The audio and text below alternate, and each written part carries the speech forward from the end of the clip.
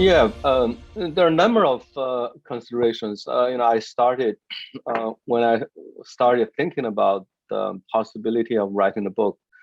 I immediately decided that would be my approach, to focus on the voices of ordinary people, and how they experience the pandemic.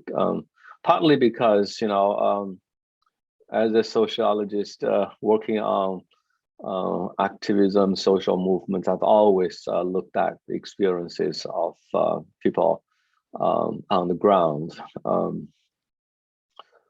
Partly also because I know that the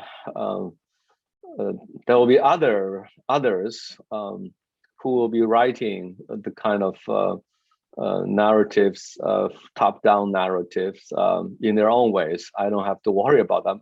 Actually, we see already, as not long after the lockdown started, two kinds of narratives appearing. One, in Chinese media discourse, there was an official narrative of the Wuhan lockdown. As the lockdown unfolded, I think there was more of a conscientious, deliberate attempt to project a narrative of the lockdown in the Chinese media discourse. And on the other side, where I am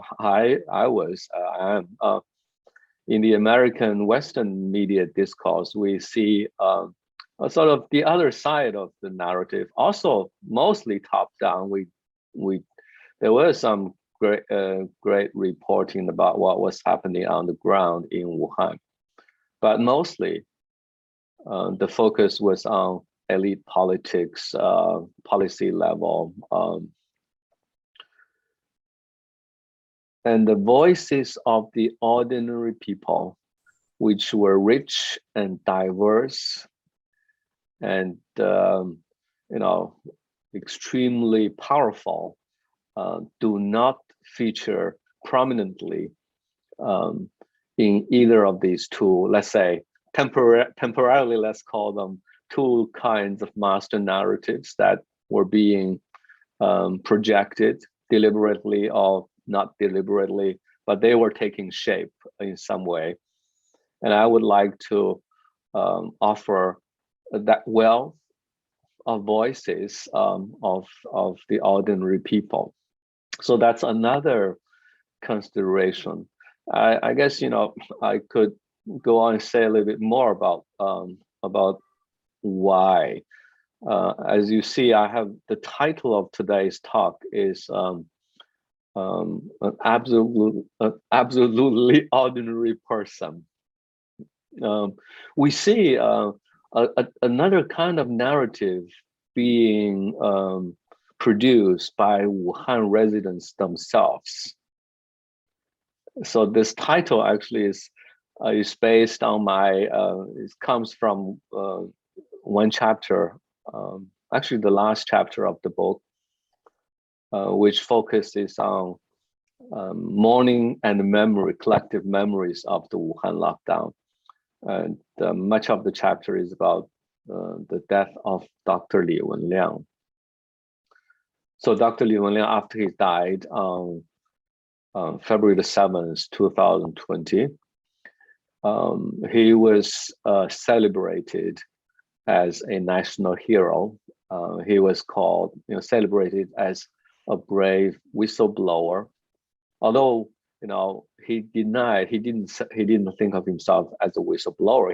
He said he just shared some information with his friends on WeChat. He didn't think that way, but he was celebrated as such by ordinary people on Chinese social media. And if you look at all that stories, personal narratives, personal chat about Li Wenliang, a lot of that discourse was about how what an ordinary person Dr. Li was. He was just like any one of us, and yet he can be such an extraordinary person as well. So I think people were saying, a lot of people see themselves in the vulnerability of, their own vulnerability was like the vulnerability of Dr. Li Wenliang. But they also see that, an ordinary person like Dr. Li, who liked to post, let's say, photos of his meals on social media, very funny and humorous. He was, again, he talked a lot. He posted a lot on his Weibo, and people just scrolled through his Weibo postings and thought, what a lovely and ordinary person. And then he could be such a great hero. I think that's a really very powerful statement for me, in the sense that people were seeing in a very ordinary person extraordinary kind of behavior. In other words, ordinariness, which we tend to take for granted, our ordinary life, people around us, that's life as usual, right? Our everyday habit. We get up, do this, we do that, we get sick, we try to get well, all these ordinary things happening on a daily basis. Suddenly, in this kind of discourse, took on some special significance. It became extraordinary.